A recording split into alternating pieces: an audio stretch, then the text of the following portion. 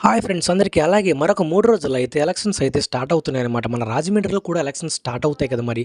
అలాగే మన రాజమండ్రిలో ఎమ్మెల్యే అభ్యర్థిగా అయితే టీడీపీ తరపునైతే గౌరవ శ్రీ ఆదిరెడ్డి శ్రీనివాస్ గారు, అలాగే వైసీపీ తరపునైతే గౌరవ శ్రీ మార్గాని భరతరామ్ గారైతే పోటీ చేస్తున్నారన్నమాట.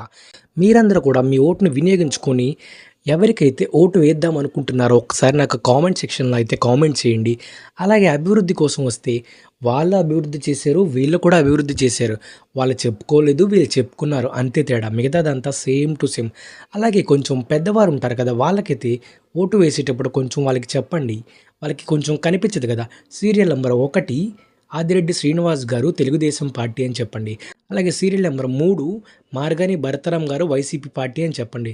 అలాగే కొంచెం కొత్తగా ఓటు వచ్చినోళ్ళు ఉంటారు కదా! వాళ్ళు కూడా కొంచెం ఆలోచించి ఓటు వేయండి. రాజమండ్రి భవిష్యత్తు మీ చేతుల్లో ఉంది. జాగ్రత్త. చూసుకొని ఆలోచించి ఓటు వేయండి. ప్రతి ఒక్కరు కూడా ఓటును